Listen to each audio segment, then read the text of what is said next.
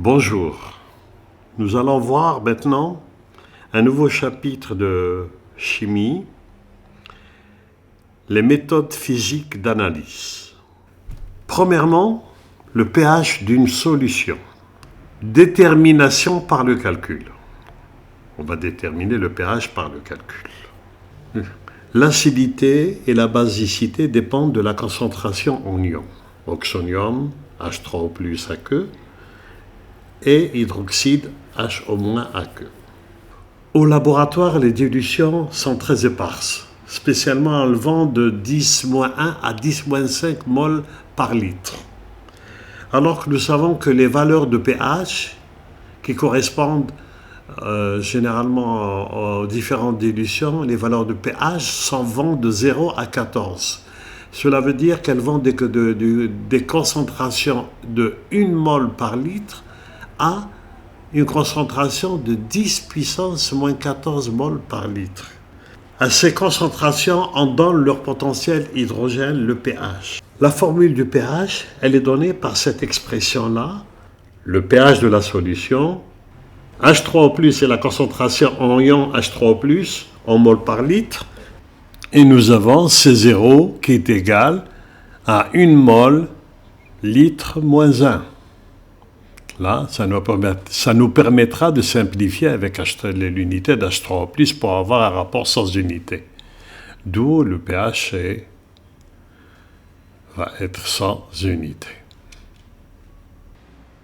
À travers deux exemples, nous allons voir deux exercices. Premièrement, on nous donne une concentration, on doit déterminer un pH. Donc H3O+, c'est égal à 0,010 mol par litre moins 1,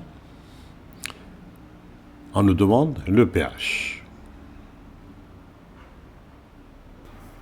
pH égale moins log de H3O+ sur C0. Je sais que H3O+, c'est cette valeur-là, C0, on nous l'a dit, c'est égal à 1 mol litre moins 1. Donc je remplace. Là, nous voyons le rôle de C0 pour avoir une valeur sans unité là. Donc j'aurai, c'est égal à moins log de 10 puissance moins 2 qui était autre que moins 2 égale 2. Donc ici, le pH est égal à 2. Deuxième exercice. Deuxième exercice. Là, maintenant, c'est l'inverse. On nous donne un pH qui est égal à 8,5. Évidemment, on va nous demander la concentration en H3O+. Bon, je reprends cette expression-là. Je vais faire une petite transformation. Je vais écrire que log sur C0 est égal à moins pH. Maintenant, pour extraire ce H3, je vais passer par la fonction réciproque de logarithme. Ici, le logarithme à base 10. Donc, je vais faire passer par, je vais mettre ça, 10 puissance 1 est égal à 10 puissance 1. Donc, je vais écrire que 10 puissance log H3 au plus sur C0 est égal à 10 moins pH. Là, c'est une fonction réciproque. Donc, 10 puissance de log, je sais que 10 puissance log x, c'est égal à x, une fonction réciproque. Donc ici, j'aurai H3, la concentration de H3O+, sur C0, qui est égal à 10 puissance moins pH. Autrement dit, j'extrais H3O+, H3O+, c'est égal à C0, 10 puissance moins pH, c'est l'expression qu'on connaît, bon, on l'a redémontré, qu'on connaît. Donc ça, c'est une expression qu'on connaît avec celle-là. Hein? Il suffit de remplacer ces valeurs-là. Donc j'aurai H3O+,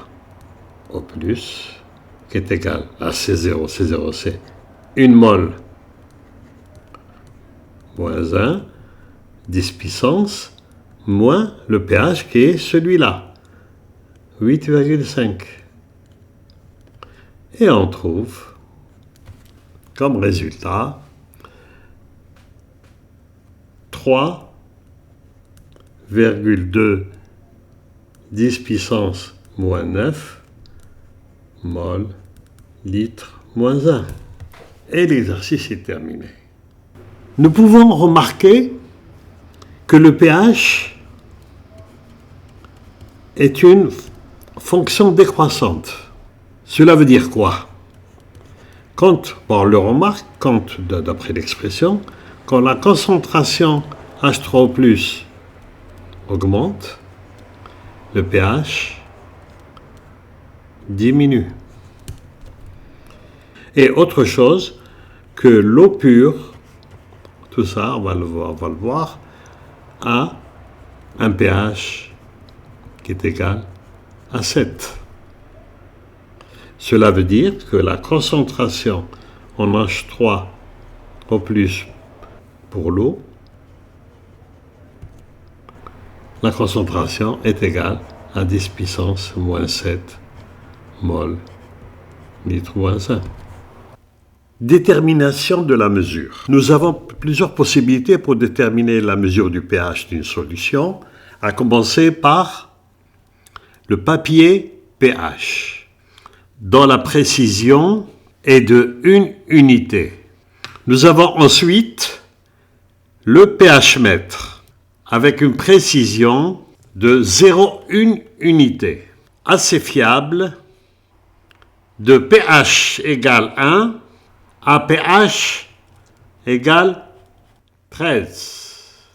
Pour pH égale 1, qui correspond à une concentration en H3O+, qui est égale à 10 moins 1. Et pour pH égale 13, cela correspond à une concentration de H3O+, qui est égale à 10 puissance moins 13. On va voir le diagramme de Flood. On va tester la relation pH égale moins log H3O+ sur C0. On va prendre des solutions d'acide chlorhydrique qu'on va diluer par un facteur de 10 à chaque fois. On prendra la mesure des solutions avec un pH mètre, on aura la valeur de pH, cette valeur-là, et puis on va, connaissant déjà la concentration, on va calculer ce terme-là. Donc on va comparer la valeur mesurée avec la valeur que va nous donner le calcul. C'est là qu'on va tracer le diagramme de Flood. Ça sera pH en fonction, c'est-à-dire la pH mesurée, ce sera la valeur pH qui va être en fonction de la valeur calculée, connaissant les dilutions, c'est nous-mêmes qui avons préparé les solutions. Donc, on va mesurer le pH avec le pH mètre et on va calculer, connaissant la relation, on va calculer les valeurs. Log, ça c'est une valeur de pH, c'est une valeur de pH et on va comparer les valeurs. Je répète ce que j'ai dit tout à l'heure, on va mesurer les solutions d'acide chlorhydrique obtenues par dilution successive d'un facteur de 10. Et on va comparer ces valeurs en traçant le diagramme de Flood. Et on va comparer les valeurs mesurées avec les valeurs calculées en traçant le diagramme de Flood.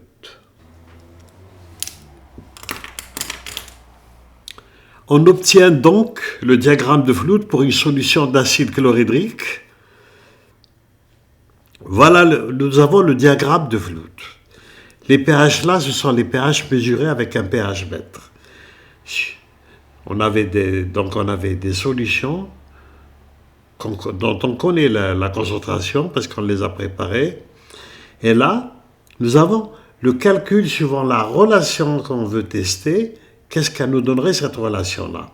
Donc ici, ce sont les pH calculés, suivant les dilutions, et là, ce sont les pH mesurés, les véritables pH, puisqu'ils correspondraient aux solutions qu'on a préparées. Donc ici, on va à la zone de 0 à 2, pH égale 2 ici, ça veut dire que j'ai une concentration H3 au plus qui est égale à 10 puissance moins 2 mol litre moins 1 pour cette valeur-là. Donc de 0 à 2, les valeurs ne correspondent pas. Nous n'avons pas les mêmes valeurs entre celles calculées et celles mesurées jusqu'à 2. La zone 1, la relation n'est pas valide parce qu'il y a une faible dilution. Voyons la zone 2. La zone 2, on voit que les valeurs correspondent. Le 2 correspond avec un 2, le 3, le pH, la valeur calculée et la valeur mesurée est la même, etc. jusqu'à arriver jusqu'à 6,5. On arrive à cette valeur-là. Cette valeur, pH égale 6,5, ça 10. Ça ne marche plus. Pour pH égale 6,5, donc là j'aurai une concentration de H3 au plus qui correspond à 10 puissance moins 6,5 mol litre moins 1. Jusque-là, la validité est bonne, de 2 jusqu'à 6,5. Donc la zone 2, pour des concentrations comprises entre 10 puissance moins 2 à 10 puissance moins 6,5, c'est valide. Pour des concentrations, c'est valide. La relation est valide.